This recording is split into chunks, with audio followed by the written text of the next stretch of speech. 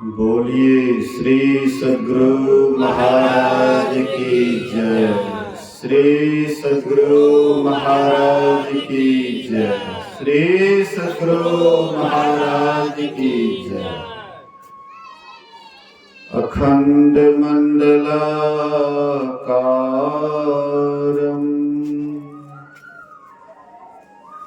व्याप्तं येन चराचरं तत्पदं दर्शितं येन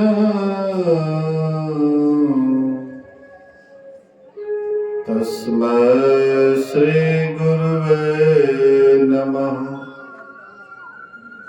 धन्य धन्य सतगुरु सुखद महिमा कहे न जाए। जो कुछ कहो तुम्हारी कृपा मोते कछु न बसाए। समवेत समादरणीय सज्जन वृंद, आदरणीय माताओं तथा भक्तिमती बहनों, हम आप अपराह्नकालीन सत्संग में उपस्थित होकर महापुरुषों के अमृत वाणी सुनने के लिए आए हैं। रामरूप बाबू बोल रहे थे कि मेरे पिताजी का देहांत होने के बाद बरखी के लगले बाद माताजी चली जाती है और वह माताजी की आज बरखी है, पुण्यतिथि है। संसार में जो आता है उसको जाना पड़ता है। आए हैं सो जाएंगे, राजा रंग फकीर एक सिंहासन चढ़ी चले, एक बंधे जात जंजीर। संसार में जो भी आता है उसको जाना पड़ता है। कोई सदा यहाँ नहीं रहता है। सदा न रहा है, सदा न रहेगा जमाना किसी का। किसी का भी सदा यहाँ पर रहना नहीं होता है। लेकिन संसार में जो भी आते हैं कुछ न कुछ अपना चिन्ह छोड़ करके जाते हैं, रास्ता दे करके जाते हैं। जो जिस कैटेगरी का व्यक्ति होता है वह उसी तरह का रास्ता छोड़ करके जाता है। हम अच्छाई की ओर चलते हैं तो हमारे साथ में अच्छे लोग धीरे धीरे साथी हो जाता है। हम बुरे बनते हैं, हमारे साथी भी बुरे होते हैं। जो शराब पीता है उनके भी साथी होते हैं। जो भक्ति भजन करते हैं उनका भी साथी होता है। सबका साथी होता है। लेकिन संसार में आकर के अगर हम बुरे बुरे काम में ही अपना जीवन बिताते हैं तो समझिए एक तरह से संसार का भार है। कहते हैं कि वह पृथ्वी के लिए पाप भार है, पाप भूमि से भारी। पृथ्वी से भी विशेष भारी कहा गया है पाप को। अगर हम आप पाप में जीवन बिताते हैं, इससे पृथ्वी को बहुत भारी लगता है। वही भार हटाने के लिए गए थे विष्णु भगवान के पास। जब रावण अत्याचार करने लगे, पापाचार करने लगे, तब पृथ्वी गई थी विष्णु भगवान के शरण में कि मेरा उद्धार कीजिए। तो विष्णु भगवान राम के रूप में आए और पृथ्वी का उद्धार किए, पृथ्वी का कल्याण किए, मतलब पाप मुक्त किए। इसीलिए संसार में सबको जाना पड़ता है, लेकिन जाने से पहले कोई ऐसा शुभ कर्म करके जाइए जिससे कि जाने के बाद भी लोग आपका नाम ले, फलाने बाबू बड़े अच्छे थे, बहुत पुण्य कर्म करते थे, अच्छे अच्छे कर्मों को करते थे। इससे आपका नेक नामी होगा, आप बड़े पुण्यात्मा कहलाएंगे। पापात्मा बन करके संसार से नहीं जाना चाहिए, पुण्यात्मा बन करके जाना चाहिए, ताकि लोगों की भला हो। जो अपनी भला चाहते हैं, जो दूसरों की भला चाहते हैं, गुरु महाराज कहते हैं उनको सत्संग करना चाहिए। सत्संग से बढ़ करके कोई भलपन नहीं है संसार में। ऐसे तो भलाई बहुत तरह के हैं, लेकिन सत्संग से बढ़ करके भलाई और कहीं भी नहीं है। इसीलिए सत्संग में सबसे बढ़कर के भलाई है। इसलिए जीवन मुक्त महापुरुष भी ध्यान को छोड़ करके, समाधि को छोड़ करके सत्संग से प्रेम करते हैं। अगर इनसे कोई विशेष काम होता, विशेष भलपन वाला काम होता, तो वे ध्यान को छोड़ करके और काम करने जाते हैं। लेकिन कितना यह विशेष आवश्यक काम है, कितना कल्याण कारक काम है कि बड़े बड़े संत महापुरुष भी ध्यान पर बैठे रहते हैं। हम आप तो गपशप में जीवन बिताते हैं, हम आप तो गपशप करते रहते हैं, व्यर्थ समय बिताते हैं। लेकिन जो महान आत्मा है, महान व्यक्ति हैं, वे व्यर्थ में समय नहीं बिताते हैं। जहां भी जाते हैं तो चुपचाप बैठ जाते, ध्यान करते हैं। जब प्रजापति दक्ष को प्रजापति का प्रथम बार पद दिया गया था, तो पद तो स्वाभाविक मध्य लाता है। चाहे छोटा से छोटा, आजकल देखते हैं सरकार के छोटका भी नौकरी करते हैं, तो देखिए कितना घमंड से चूर रहता है। आपसे ठीक से बात भी नहीं करेंगे, सोचेंगे कि हमारे सामने में क्या है। और जबकि वो एक नंबर का नौकर है, सरकार का नौकर है, लेकिन घमंड से चूर है। लगता है कि बहुत बड़का मालिक है। अगर मालिक होते तो फिर नौकरी क्यों करते? नौकरी करते हैं तो मालिक कैसे हो गए? आप तो नौकर चाकर हैं, सरकार के नौकर हैं, फिर घमंड किस बात का? घमंड नहीं करना चाहिए। चाहे जितना भी बड़ा पद मिला है तो वह नौकरी न है, छोड़ दिए, बैठिए। बोली श्री सद्गुरु महाराज की जय।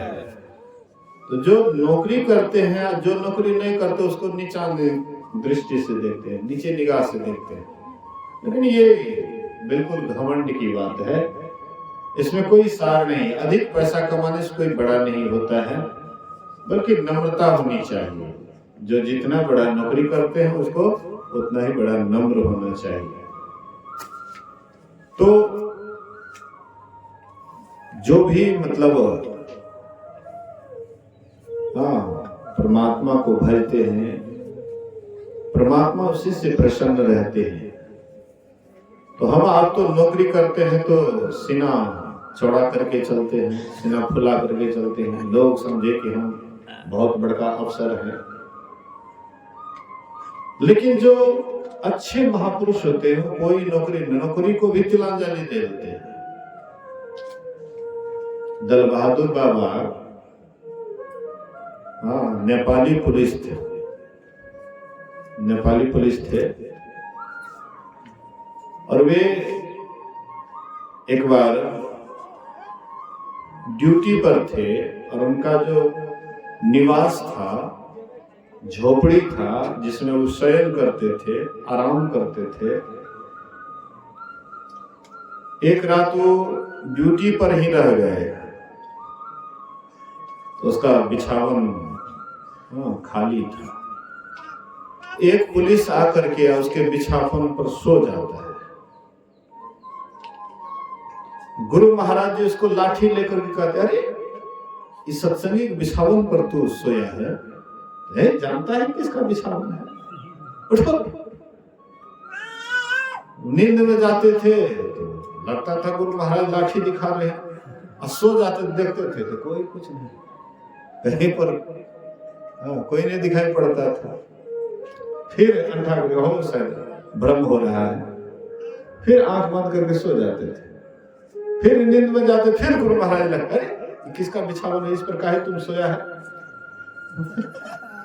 रात भर सो नहीं पाए, फिर सरे जग करके गए उनके पास। कहते हैं कि कौन आप पहरेदार को रखे हुए हैं, भी रात भर हमको जगाता रहा।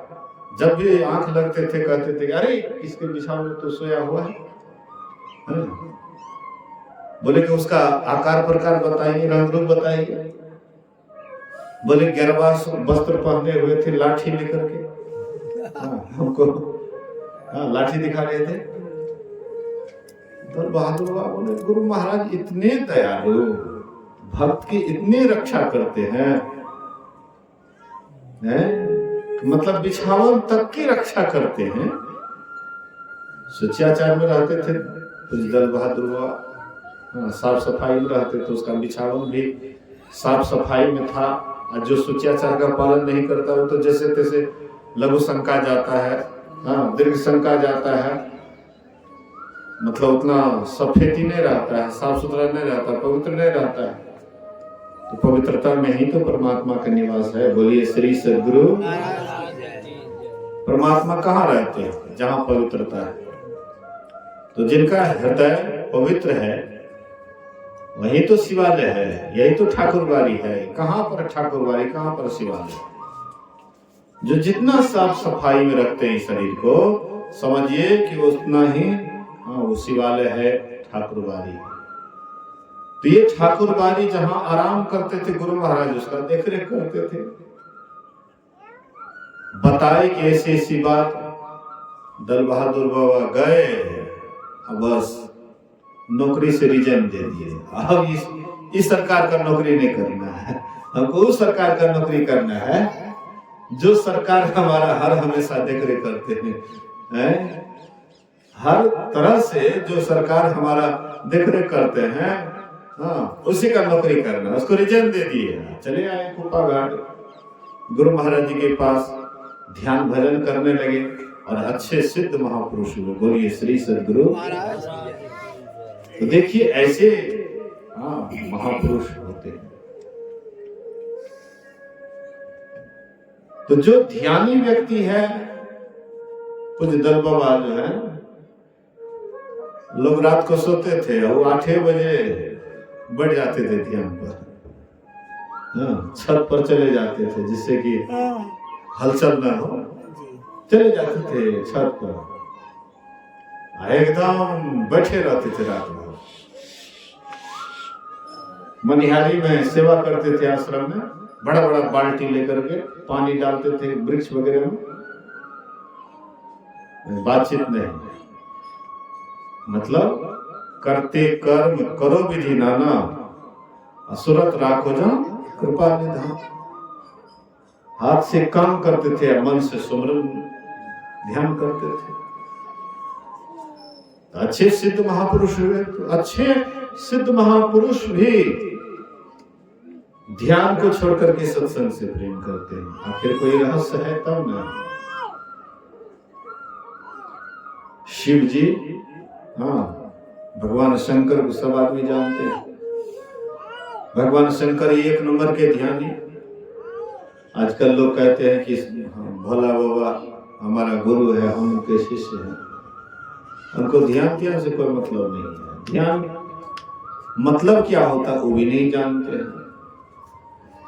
केवल शिव जी के नाम पर शिव जी को एक माध्यम बना लेता है गुरु के रूप में, लेकिन गुरु मानने से नहीं बल्कि गुरु के ज्ञान से जब तक हम वाकिफ नहीं हैं, उनके ज्ञान को ध्यान को नहीं जानते हैं, कोई आपका गुरु, कोई किसी का शिष्य या गुरु नहीं। ज्ञान मर जात जाने बिना गुरु और शिष्य न कोई। तो शिव जी भगवान शंकर एक नंबर के ध्यानी। प्रजापति दक्ष को प्रथम पद मिला था। तो पद में मद स्वाभाविक है। छोटका मोटका नौकरी करते हैं तो देखिए कितना घमंड से चलते हैं। वो पूरे प्रजा का पति, नायक, मालिक, पूरे प्रजा, देवता, मनुष्य, सबका वो अध्यक्ष कहिए, सबका वो बहुत बड़ा पद मिला उसको। तो पद मिला तो स्वाभाविक मत होता है। देखिए मास्टर साहब को रहना चाहिए नहीं, हम उनके यहाँ सत्संग होता है, लेकिन मास्टर साहब कहाँ देखते, कहीं चला गया होगा। क्या मतलब है, सत्संग में महात्मा लोगों को बुला लिए, अपना चलेगा। लेकिन जो भी काम है उसको हम पेशमेंट भी कर सकते हैं या दूसरे के द्वारा भी करवा सकते हैं, लेकिन खुद रहना चाहिए। कोई काम हम करवाते हैं, करवाने से ज्यादा लाभ नहीं, करने से ज्यादा लाभ होता है। हम विशेषतर करवाने वाला काम करते हैं। सत्संग है, करवा दिए, लेकिन करवाने से आपका कल्याण होने वाला नहीं है, करने से होगा। भगवान शिव करते थे, करवाते नहीं थे। तो पहली बार सभा का आयोजन हुआ, बहुत बड़ा सभा का आयोजन हुआ। उसमें सब आमंत्रित थे। सबसे ऊंचा सिंहासन प्रजापति दक्ष के लिए था कि सबका ये अध्यक्ष है, सबका ये मालिक है, तो इसका सबसे ऊंचा सिंहासन होना चाहिए। बोलिए श्री सदगुरु महाराज की। गुरु महाराज जी का जब अधिवेशन होता था तो गुरु महाराज के लिए कुर्सी लगता था, और जो उनके सेवक से थे तो ऐसे चौकी पर बैठते थे, और सिंहासन पर। तो ब्राह्मण सबको बड़ा चिढ़ होता था, ये कुर्सी, व्यास गद्दी, ये तो हम लोगों का है, ये कैसे बैठता है? ये तो ब्राह्मण नहीं है, जाति का ब्राह्मण नहीं है, बैठता है व्यास गद्दी पर, इनका तो अधिकार नहीं है, ये अधिकार तो मेरा है। गुरु महाराज जी से कहते थे, इसके अधिकारी आप नहीं हैं, आप इस पर क्यों बैठते हैं? गुरु महाराज कहते हैं कि देखे खाली पड़ा हुआ था कुर्सी, आकर के बैठ गए। खाली था कुर्सी तो आकर के बैठ गए। अगर आप में क्षमता है तो आइए बैठिए, खाली कर देते हो। अरे अगर खाली रहेगा कुर्सी, राजसिंहासन खाली रहेगा, तो जो राजा के योग्य होगा तो आकर के बैठ जाएगा। आप में क्षमता नहीं है राज्य चलाने की, या किसी में क्षमता है, अगर बैठवे नहीं करेंगे खाली है तो। गुरु महाराज बोले कि खाली था, बैठ गए, अगर आप में क्षमता है तो आइए बैठिए, मैं खाली कर देता हूँ। लेकिन किसी में कहाँ था वह ओज, वह तेज। तो गुरु महाराज जी इसी तरह से, मतलब सबसे ऊंचा सिंहासन प्रजापति दक्ष के लिए आया। तो जब आते हैं बड़े आदमी, बड़े पद वाले, तो सब आदमी उसके स्वागत में खड़े होते हैं ना। बड़का बाबा लोग आते हैं तो ना खड़ा होते हैं, सबके सब खड़ा होते हैं उसका।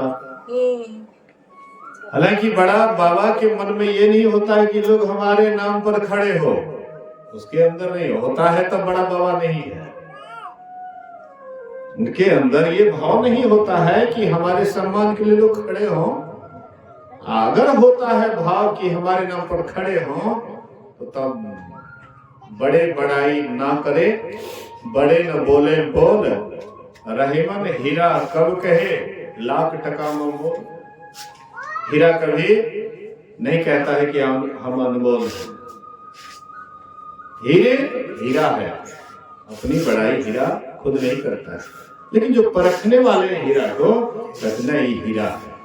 ऐसे ही संत महापुरुष को लोग परखते हैं कि सही में ये हीरा है, पहुंचे हुए महान पुरुष है, उसका आदर के लिए खड़े हो जाते हैं, उसका सम्मान के लिए खड़े हो जाते हैं।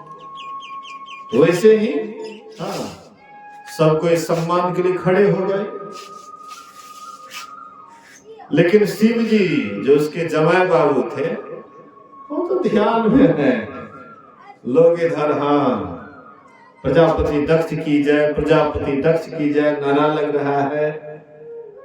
अब वो बहिर्मुखी होगा तब न, वो तो अंतर्मुखी था, भीतर में चले गए, ध्यानस्थ थे।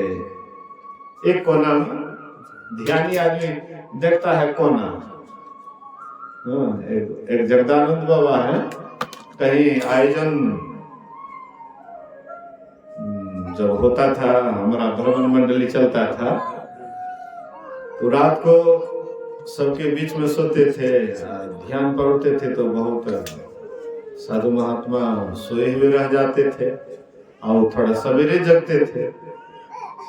तो आवाज जो होता था श्वास का, खराटा का, तो कोना वो खोज लेते थे ध्यान करने के लिए, एकांत खोज लेते थे कि जहां पर लोगों का श्वास आवाज नहीं जाए, न खराटे का न श्वास का। तो वैसे ही शिव जी ध्यानी थे, तो अकेला एकांत खोज लेते थे, तो कोई कोना में जाकर के। रामकृष्ण परमहंस जी महाराज कहते ध्यान मन में, वन में या कोने में। शिव जी एक कोना में बैठ करके ध्यान मग्न है। तो सबके तरफ देखते हैं कि हमारा सत्कार के लिए कौन कौन खड़े हुए, कौन कौन मेरा आदर किया, कौन मेरा अनादर किया। तो देखते हैं कि सब मेरा सम्मान किया, हमारा जमाइए बाबू हमारा अपमान किया। वही खड़ा नहीं हुआ, इसको घमंड हो गया, लेकिन उसको घमंड किया। जो ध्यानी आदमी उसके घमंड क्या, उसको घमंड वमंड से कोई मतलब नहीं। अपने आप में मगन रहता है, आत्मा में रमन करता है, इसलिए उसको घमंड कहा। जो आत्मा में रमन करने वाला उसको घमंड नहीं होता।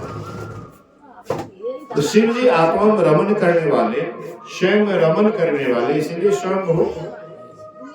स्वयं में जो रमन करता वही स्वयं भू है। तो शिव जी ध्यान में रत थे। देखते हैं कि सब में मेरे सम्मान में खड़े हुए, लेकिन हमारा जमाई बाबू खड़ा नहीं हुआ है। मन में जलन हो गया, अहंकार से ही अंदर से पूरा भड़क जाता है, और इसीलिए शिव जी से बदला लेना चाहिए। उससे दुश्मनी बोल ली, अजब की दुश्मनी लेना नहीं चाहिए। शिव जी इतने निर्मल, इतने अच्छे ध्यानी, उनको सज्जन दुर्जन जो चली आवे एक ही दृष्टि निहारे। संत और भगवंत की यही एक विशेषता है कि सज्जनों आता उसके पास और दुर्जनों आता है उसके पास, सबको एक ही दृष्टि से निहारते हैं।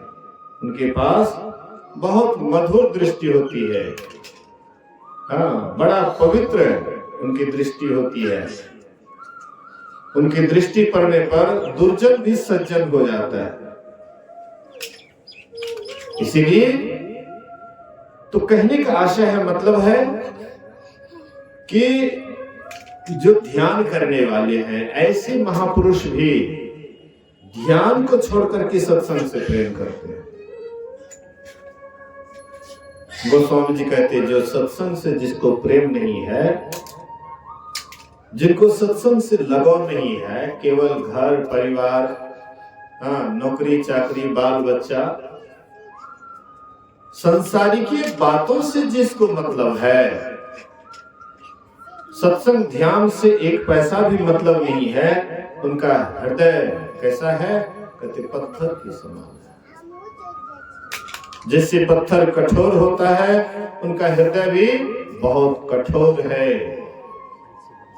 हाँ, जो सत्संग से प्रेम नहीं करते। इस गांव में इतना ही लोग नहीं है, बहुत लोग, लेकिन वे व्यर्थ की बातों में अपना समय गंवाते होंगे, बेकार की बातों में अपना समय गंवा रहे हैं। लेकिन सत्संग हो रहा है, जाकर के थोड़ा सुने, बैठे।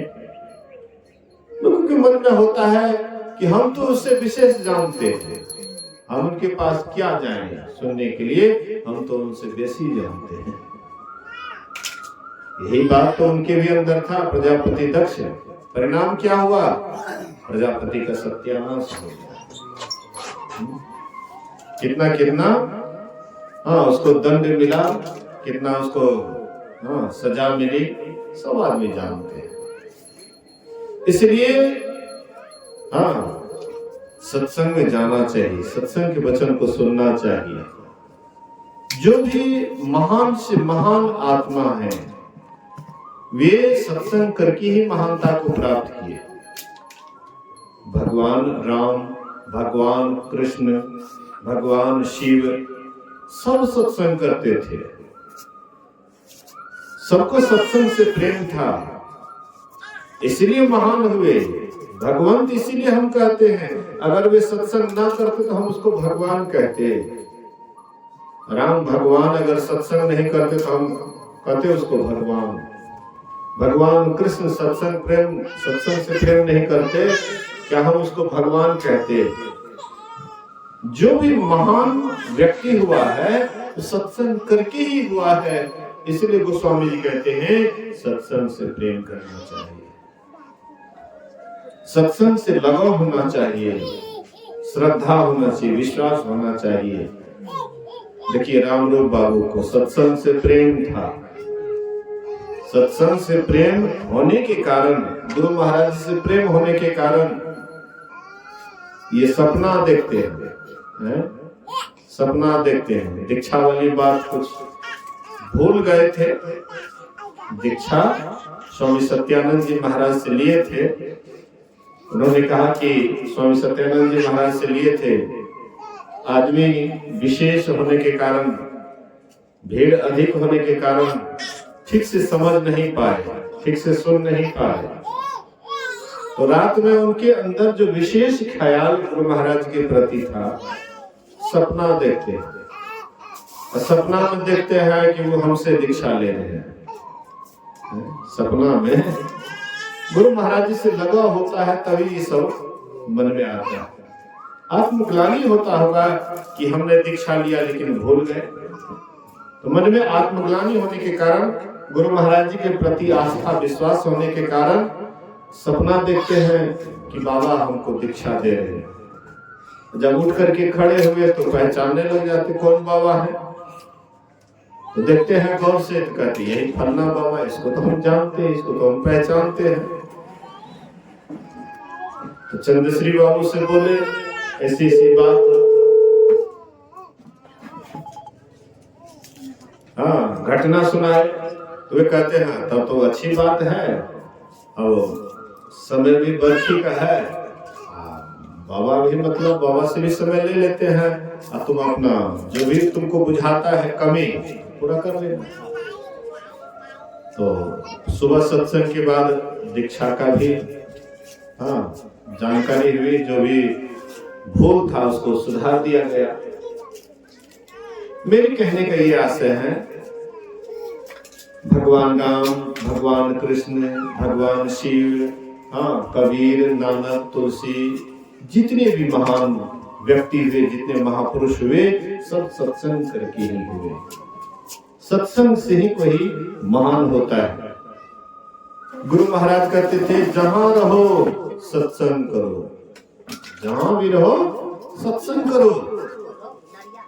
सत्संग मेरी श्वास है। गुरु महाराज कहते जिस तरह से श्वास के बिना तुम एक पल भी नहीं जी सकते हो, श्वास रुक जाता है तो क्या होता है, राम नाम सत्य हो जाता है। श्वास से ही जीवन चलता है, श्वास अगर बंद हो जाए तो जीवन ही खत्म हो जाए। गुरु महाराज कहते सत्संग मेरी श्वास है, मतलब सत्संग पर ही मैं जीवित हूँ, सत्संग पर ही मैं जीवित हूँ, सत्संग ही मेरे जीवन का आधार है। हम आप सत्संग छोड़ करके संसार को आधार बनाते हैं। संसार सहारा है, सर्वस्व नहीं। विजयदल बहादुर हुआ कहते थे कि संसार सहारा है, सर्वस्व नहीं। लेकिन हम लोग संसार को ही सर्वस्व मान लेते हैं, सहारा नहीं समझते कि ये मेरा सहारा है, सर्वस्व मान लेते हैं। इसलिए संसार में ही दिन रात रहते हैं, बाल बच्चे घर परिवार को ही सब कुछ समझ लेते हैं। सत्संग ध्यान से उतना लगाव नहीं रहता है, सत्संग ध्यान से लगाव हट जाता है। तो जिसका सत्संग ध्यान से लगाव नहीं है या हट जाता है, उनका हृदय पत्थर के समान है।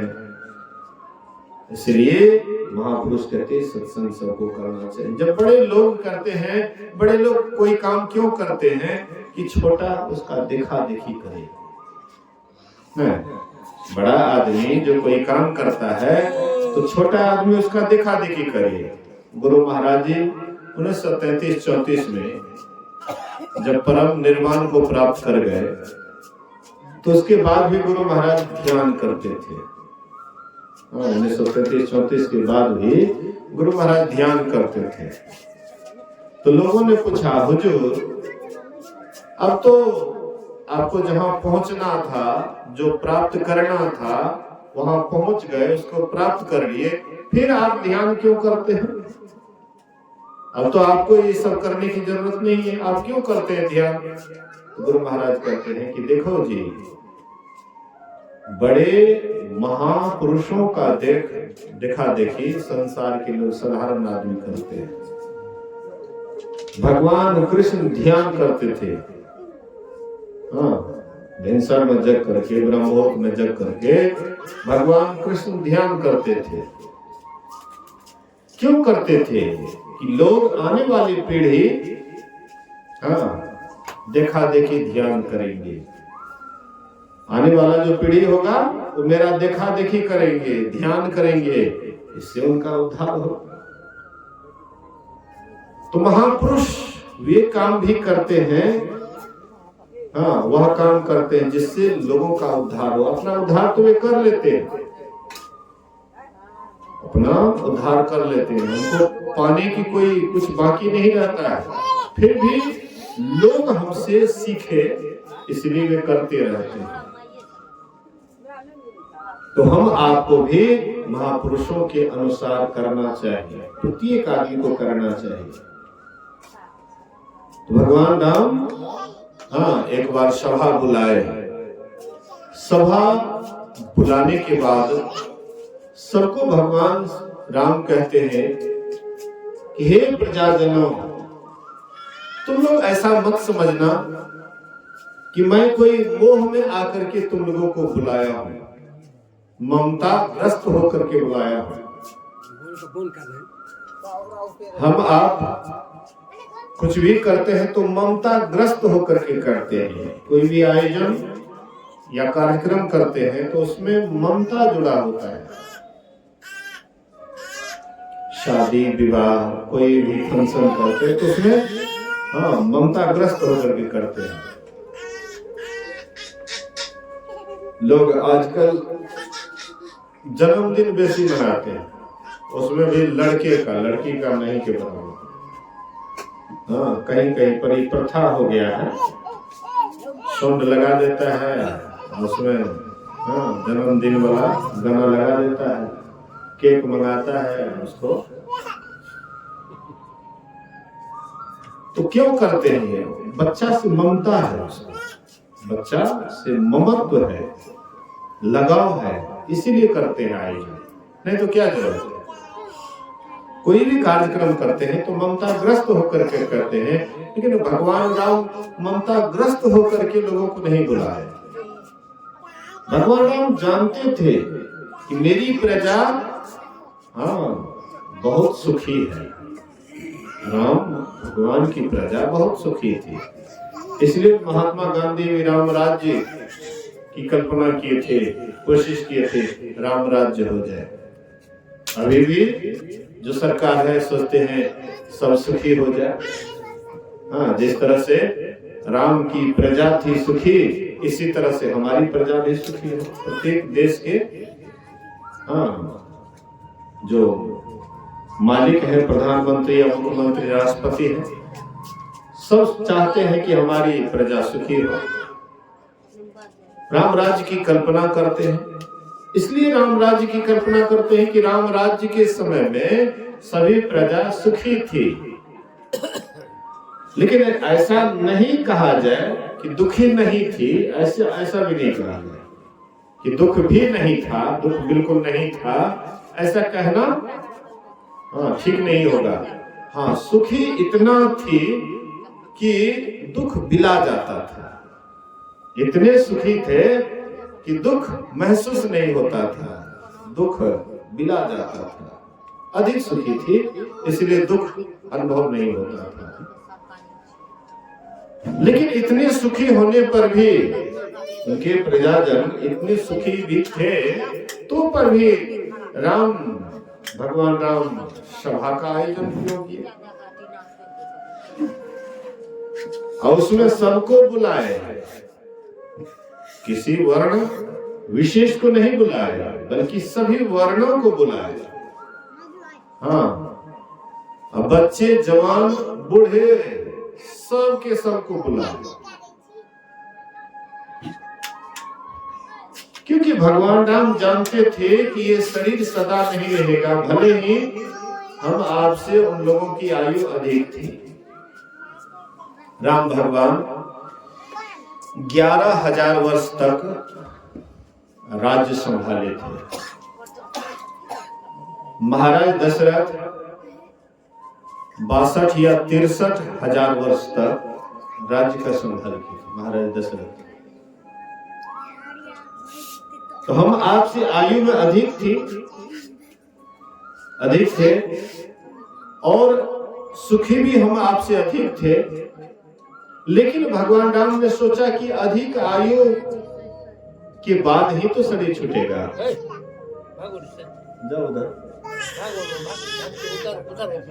बोलिए श्री सद्गुरु महाराज की जय। राम भगवान केवल राज्य ही नहीं करते थे, प्रजा से कर असूल ही नहीं करते थे, बल्कि प्रजाओं को अपने प्राण से भी ज्यादा मानते थे। तो राम भगवान को शरीर सुखी थी, सुखी के लिए, सुख के लिए, शरीर सुख के लिए भगवान राम तो भरसक कोशिश करते ही थे। लेकिन आत्म सुख भी इसको मिले, शरीर के बाद भी इसका जीवन है ना। अब आपका जीवन शरीर भर थोड़े रहेगा, शरीर के बाद समाप्त हो जाएगा, सो बात तो नहीं है। शरीर के बाद भी जीवात्मा का लंबा जीवन है, इसका फिक्र, इसकी चिंता राम भगवान को। सब ऐसे राजा नहीं होते, राजा तो बहुत हुए, बहुत आए बहुत गए।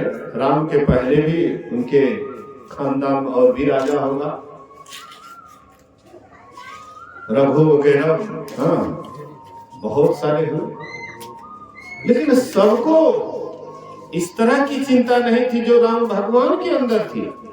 राम भगवान शरीर के सुख के साथ आत्म सुख की भी उनके अंदर चिंता थी।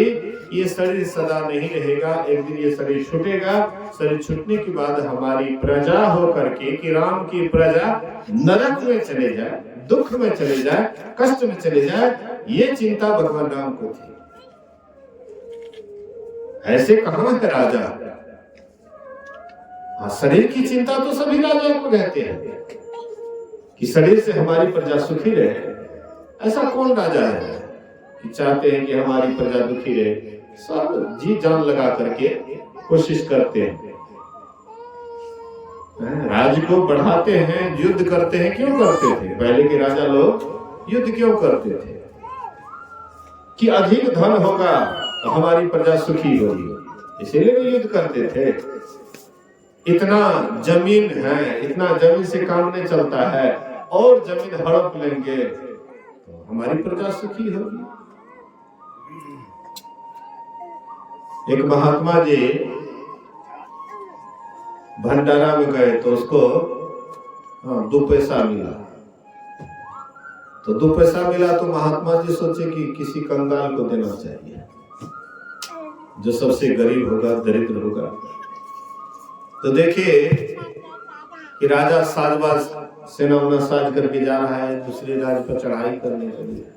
बोला कि सबसे गरीब लगता है यही है, तो उसी को 2 पैसा देने के लिए गए। राजा बिगड़े, अरे महाराज आप हम क्या सोचते हैं, हमको साधारण राजा है, आप हमको 2 पैसा दिखा रहे हैं, क्या समझते हैं हमको? बोले कि आपके अंदर और चाह है और इच्छा है, बहुत हो, तो बहुत आपके अंदर इच्छा है, इसलिए हमने सोचा कि सबसे गरीब आप ही लगते हैं, तो इसलिए 2 पैसा देने के लिए आपको आ गए। कहने का आशय बहुत इच्छा। तो बहुत इच्छा क्यों करते थे? कि हमारी प्रजा हर तरह से सुखी हो, हर तरह से सबको हर चीज मिले, कपड़ा लत्ता, घर मकान, हर तरह की व्यवस्था मिले, इसलिए युद्ध करते थे। राम भगवान बिना युद्ध किए हुए उनकी प्रजा बहुत सुखी थी। मौसम भी बड़ा अनुकूल चलता था, बारिश का मौसम में समय से बारिश, गर्मी में जितना गर्मी चाहिए उतना गर्मी, ठंडा में जिस तरह का चाहिए समय उस तरह से। अब की बात तो हमको ज्यादा ठंडा नहीं बुझाया, आप लोगों को जैसे बुझाया होगा। इस बार बहुत मतलब दिसंबर तक तो लगभग नहीं करता था कि ठंड का मौसम, बहुत कम नामात्र बुझाता था। इसी बीच में थोड़ा सा बढ़ा है, वही 5, 7, 10 रोज के लगभग में ठंड बढ़ा है, नहीं तो नहीं बुझाता था, बहुत कम लगता था। दिन में तो लगता था पूरा धूप उगा हुआ, रात में थोड़ा बहुत ठंड लगता था, दिन में नहीं बुझाता था। इस बार का मौसम तो राम भगवान के समय में मौसम बिल्कुल अनुकूल चलता था, जैसी प्रजाओं के मन में इच्छा होती थी उस तरह से मौसम भी चलता था। प्रजा के अनुकूल, राजा के अनुकूल मौसम भी चलता था, क्योंकि सबका हृदय बिल्कुल साफ सुथरा था। राम भगवान बोले कि सब कुछ ठीक ठाक है, लेकिन इतना ठीक ठाक रहते हुए भी मेरी प्रजा कहीं नरक में न चले जाए, कहीं दुख में न चले जाए, यहाँ तक कि स्वर्ग को ही सुख मान करके उधर न चले जाए, नरक में तो नहीं आ जाए, दुख में तो नहीं आ जाए, लेकिन स्वर्ग के ही सुख को ही सब कुछ समझ करके स्वर्ग की भी यात्रा न कर ले। इसलिए राम भगवान बोले कि नहीं, हम अपनी प्रजाओं को ऐसा उपदेश करना चाहिए, ऐसे इस तरह का उपदेश करना चाहिए जहां मेरी प्रजा जाने के बाद कभी उसको दुख का मुख नहीं देखना पड़े। इसीलिए राम भगवान ये व्यवस्था की, सभा बुलाए, और सभा बुला करके राम भगवान कहते हैं, हे प्रजाजनों, ये जो तुम लोग देखते हो 3.5 हाथ का शरीर बड़ा भाग्यशाली शरीर है, बड़ा भाग्यवान शरीर है। ये शरीर के लिए देवी देवता भी तरसते हैं, देवी देवता भी इस शरीर के लिए ललायित रहते हैं। स्वर्गवास के देवी देवा रो रो करके चिल्लाते हैं, वे भी रो रो करके प्रार्थना करते हैं, परमात्मा से निवेदन करते हैं, हे प्रभु, हे परमात्मा, हमको भी मानव का शरीर दीजिए। तुमको बिना मांगे मिला है, देवी देवता मांगते हैं उसको नहीं मिलता है, और तुमको बिना मांगे मिला है, इसीलिए तो हम इसको वैल्यू नहीं देते। बोलिए श्री सद्गुरु बिना मेहनत का धन जिसको मिलता है, कौन कौन वैल्यू देते हैं बताइए तो उसका नाम। धनी बाप का बेटा होता है, बढ़िया मकान मिलता है, क्या वैल्यू देता है मकान का?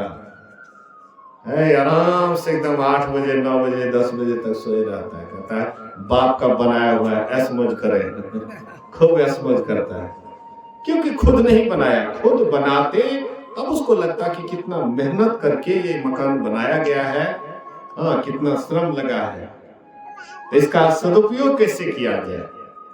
जब सोने का समय हो तब इसमें आराम करना चाहिए, सोना चाहिए, उसके बाद इसके लिए और ज्यादा बढ़िया से बढ़िया व्यवस्था, अधिक से अधिक कमाई हो ताकि इसे और बढ़िया हो। आसानी से कोई भी चीज मिलता है तो उसका हम वैल्यू नहीं देते। एक आदमी को रात में गए खेत पहरा करने के लिए, खड़ा में देखा बहुत पत्थर है, तो क्या किए, रात में पत्थर फेंकते थे वो नदी में। फेंकते फेंकते जब सवेरा हुआ तो घड़ा में देखते हैं कि हीरा है। तब तक में एक ही पत्थर बचा था, सब पानी में फेंक दिए, सब नदी में फेंक दिए थे, एक ही बचा। आप तो इतना पछताने लगे, इतना पछताने लगे कि अगर सारा वह पत्थर मेरे पास रहता तो मैं कितना बड़ा आदमी बन जाता, कितना आलिशान मकान वगैरह क्या से क्या कर लेता। लेकिन हम आप भी तो वही करते हैं, जीवन रूपी श्वास को ऐसे ही गवा देते हैं, फेंकते जाते हैं, बर्बाद करते जाते हैं। अंत में जब अंतिम समय आता है, कोई कोई चेतता है, कोई कोई बस अचेते में चला जाता है। वो तो होश में आ गया, अंतिम में कम से कम एक तो उनके पास में हीरा बचा, उससे भी तो कुछ न कुछ वो काम किए। हम आपके पास भी सब श्वास को व्यर्थ गमा देते हैं, बेकार गमा देते हैं,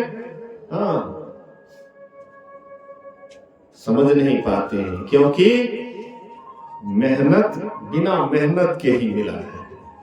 आकर चारे लक्ष्य 84 जोनी भ्रमत यह है जीव अविनाशी। ये अविनाशी जी 84 लाख योनियों में घूम रहा था। देखते हैं गाड़ी का चक्का जो घूमता है, यही चक्का के समान 84 लाख योनियों में ही भटक रहा था, घूम रहा था, चक्कर काट रहा था, चक्कर काट रहा था। चक्कर काटते काटते परमात्मा से नहीं रहा गया, ईश्वर से नहीं रहा गया। दयालु जो हमारे परमात्मा है उनको नहीं रहा गया। आहा, इस जीव को बड़ा कष्ट हो रहा है, बड़ा दुख रहा है, जन्मत मरत दुसह दुख होई, बहुत कष्ट हो रहा है, बहुत दुख हो रहा है। क्यों नहीं इनको एक बार मौका दिया जाए कि कम से कम ये दुख से अपने को छुड़ा ले, कष्ट से छुड़ा ले। लेकिन ये बड़े चालाक है, परमात्मा दया करके मनुष्य का शरीर दे दिए, तो बिना मेहनत का इसको मिल गया। चक्कर काट रहा था, उसी के क्रम में इसको मिल गया शरीर मनुष्य का। इसका महत्व देना भूल जाते हैं, लगे संसार को बटोरने, संसार को जमा करने, संसार से नाता जोड़ने, संसार से प्रेम करने। संसार में इतना रचपच जाता है कि जो परमात्मा इतना सुंदर शरीर देता है उसी को ये भूल जाता है। प्रभु ने मानुष जन्म तुमको कैसा दिया, सोच रे मनी से पाप भला क्या किया। तरसते हैं जिसके लिए देवता, इसकी महिमा है कैसे तू ही अब बता। हाय ऐसा अमोलक रतन खो दिया, सोच रे मनी से पा भला क्या किया। प्रभु ने मानुष जन्म तुमको कैसा दिया, और सोच रे मनी से पा भला क्या किया। तो हम आप 84 लाख योनियों में भ्रमण कर रहे थे, अब कौन शरीर से आ गए मनुष्य शरीर में, इसका भी कोई ठिकाना नहीं है। इसलिए सबके अंदर मनुष्य वाला लक्षण नहीं दिखाई पड़ता है। बोलिए श्री सद्गुरु महाराज की। मनुष्य से मनुष्य में आएगा तब ने मनुष्य वाला लक्षण बुझाएगा। कुत्ता से आए हैं कि गधा से आए हैं कि बैल से आए हैं कि सांप से आए हैं कि छुछुंदर से आए हैं, कौन शरीर से आपका ट्रांसफर मनुष्य शरीर में हो गया है, कौन ठिकाना है। इसीलिए मनुष्य शरीर में आकर के भी कुत्ता, बंदर, सांप, छुछुंदर वाला लक्षण दिखाई पड़ता है। देखने में लगता है मनुष्य है, चेहरा होता है मनुष्य का, मुखौटा होता है मनुष्य का, लेकिन उसके लक्षण को देखिए तो लगेगा कि मनुष्य में मनुष्य का थोड़ा सा भी लक्षण नहीं, मनुष्य वाला गुण थोड़ा सा नहीं। क्योंकि मनुष्य वाला मनुष्य आएगा तब तो मनुष्य वाला गुण होगा। मनुष्य अभी नहीं किया तो क्या मनुष्य वाला गुण होगा। 84 लाख योनियों से हुआ है। दयालु प्रभु मनुष्य का शरीर थे। एक महात्मा जी को एक कुत्ता था, कुतिया था।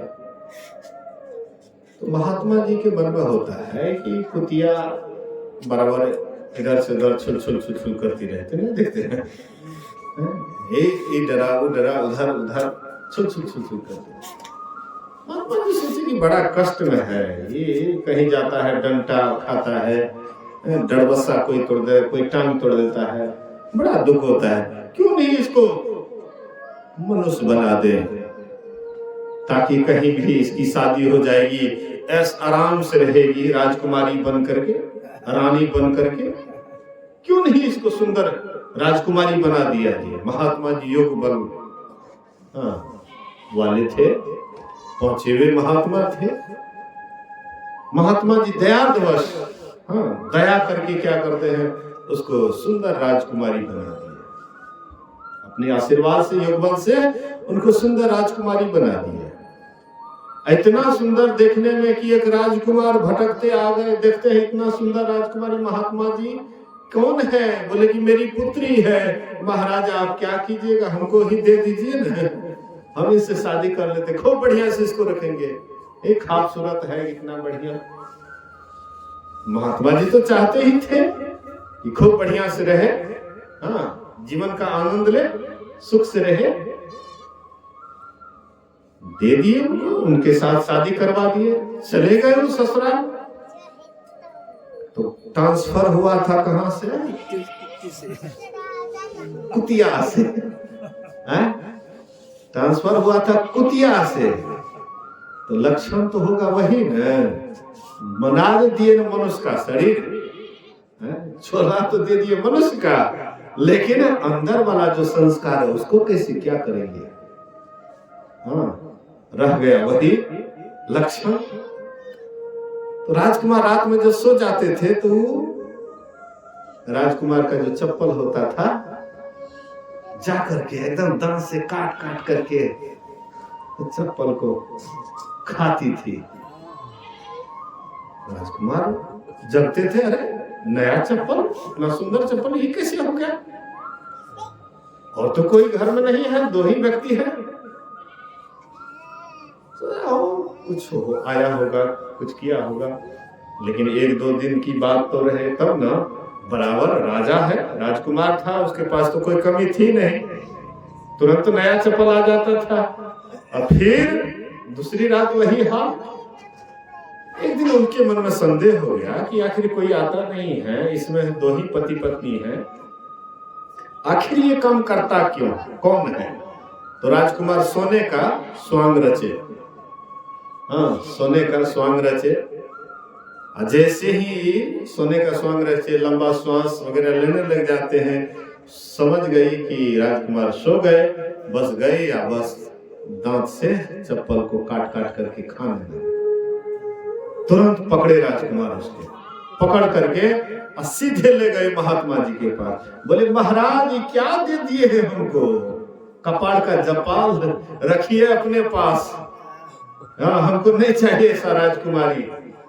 अरे इसमें तो कोई लक्षण नहीं है मनुष्य का, ही तो कुत्ता वाला लक्षण है हमारा सब। हाँ, दिया जो जलता था उसका भी तेल पी जाती थी, चप्पल काट करके खाती थी। इसमें कोई लक्षण मनुष्य का नहीं। महाराज इसको रखिए, हमसे नहीं चलेगा। महात्मा जी बोले कि इसके लायक ही है ही। हमने दया करके इसको राजकुमारी बना दिए, आलीशान मकान इसको मिल गया, सारी व्यवस्था मिल गई, लेकिन इसका लक्षण तो रह गया वही ना। इसलिए पुनः कुतिया हो जाओ, फिर वही कुतिया का कुतिया। वही हाल हम आपका है। हम लोग तो मतलब ये कहानी सुन करके सोचते कोई और किसी के संबंध में कहते होंगे। हम लोगों के मन में होता होगा कि ये तो हमारी बात थोड़े है, ये तो और कोई राजकुमारी के बारे में है, लेकिन हम आपके ही बारे में है। हम आप अपने आप को देखें, क्या हम लोगों का लक्षण मनुष्य से मिलता जुलता है, मनुष्य वाला लक्षण है? अगर गौर से देखिएगा तो हम आप में मनुष्य वाला लक्षण है। मनुष्य वाला लक्षण क्या है?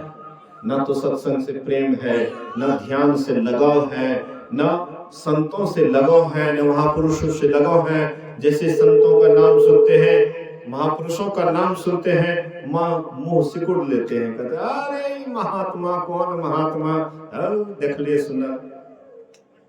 किसी की बड़ाई को सुन करके हम जलने लग जाते हैं, और किसी की निंदा हो तो बड़ी उससे रस लेते हैं। हाँ, ये तो बिल्कुल सही बात है, ये आदमी तो ऐसा होगा, जरूर होगा, ये हाँ ऐसा किया होगा, एकदम निश्चित किया होगा। मतलब झूठ निंदा वाली बात पर तुरंत यकीन हो जाता है, और किसी की बड़ाई वाली बात सुनते हैं, ये महात्मा, ये हाँ बढ़िया महात्मा है, ये तुरंत लंबा से महात्मा है कि मतलब देखिए दूसरी की बड़ाई में हम मतलब जो है तुरंत तो उसकी निंदा शुरू कर देते हैं, और किसी की निंदा होती है तो उसमें पूरा का पूरा विश्वास कर लेते हैं, 100 का 100%।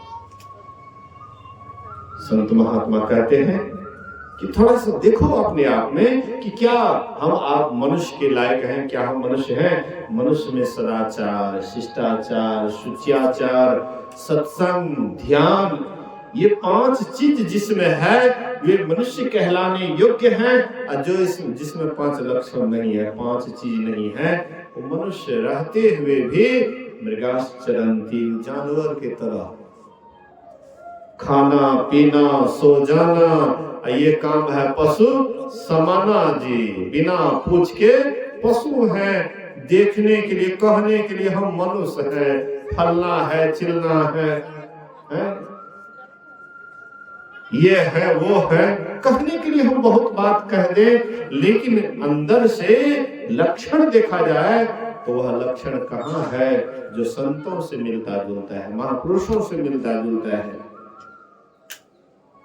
इसलिए संत महापुरुष कहते, भगवान राम कहते हैं कि ये तुमको मनुष्य का शरीर, अनमोल शरीर मिला है, इसका कीमत दो, इसका महत्व दो। लेकिन हम लोग इसका महत्व कहाँ देते हैं?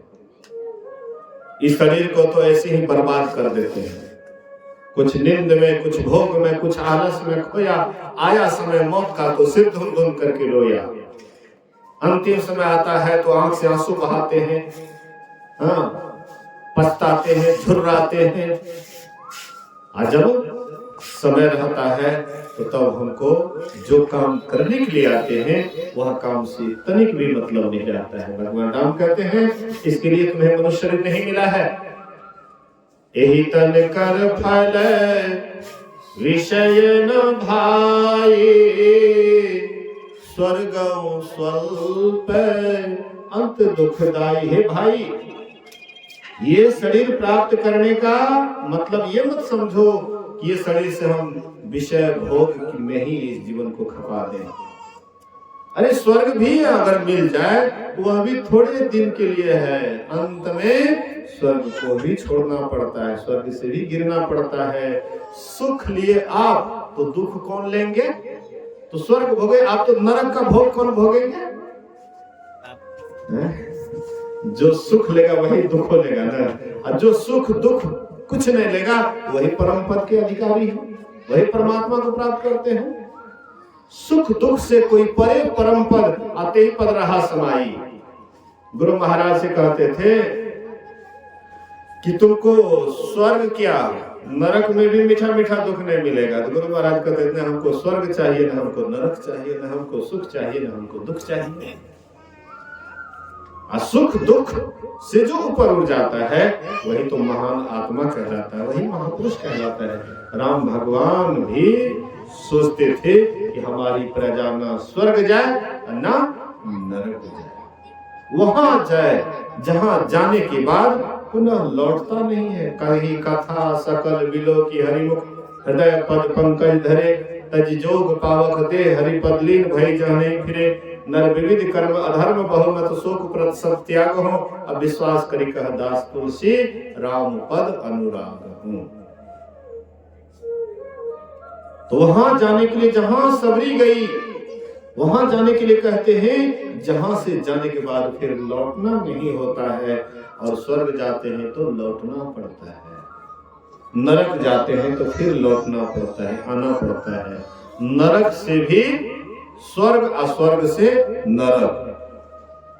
हाँ, तो इस शरीर पा करके अगर विषय में ही खपाते हैं तो स्वर्ग नरक लिखा हुआ है।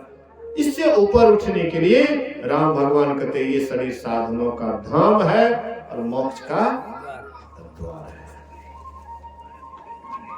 इसी मनुष्य शरीर से ही वह रास्ता मिलेगा जो स्वर्ग से भी ऊपर आपको ले जा सकता है, मोक्ष में ले जा सकता है। और ये शरीर को छोड़ करके कोई ऐसा शरीर कोई नहीं है, देव शरीर भी नहीं है कि हम आपको मोक्ष का रास्ता उसमें है। यही शरीर है, ये मोक्ष का रास्ता है, मनुष्य शरीर में विशेषता रखती है।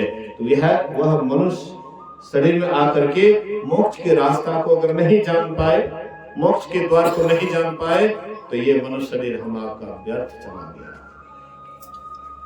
ये मनुष्य शरीर बेकार चला गया। फिर पछतावा के सिवा और कुछ हाथ लगने वाला नहीं है। इसलिए साधन धाम मोक्ष कर द्वारा पाई जही परलोक सवारा। ये शरीर को पा करके जिसने परलोक को नहीं सुधारा, मोक्ष को नहीं सुधारा, मोक्ष की तरफ नहीं जाने का कोशिश किए, तो सो परत दुख पावे, सिर धुन धुन पछताए, काल नहीं कर्म ईश्वर ही मिथ्या दोष लगा। वही अंत में दुख पाता है, सिर धुन धुन करके पछताता है, काल कर्म और ईश्वर को झूठ ही दोष लगाता है। इसीलिए ये शरीर प्राप्त करके, हाँ, ये जीवन को पा करके हम आपको साधन भजन की युक्ति जान करके संत सद्गुरु से साधना करते हुए परमात्मा को प्राप्त करने में ही ये मानव शरीर की सार्थकता और सफलता है। इसी वचन के साथ ये जो सत्संग करवाए हैं, बहुत सुंदर काम किए हैं। गुरु महाराज जी करे कि इनके परिवार में सत्संग ध्यान के प्रति आस्था विश्वास बढ़े, इसी शुभ कामना के साथ बोलिए प्रेम से श्री सद्गुरु महाराज की जय।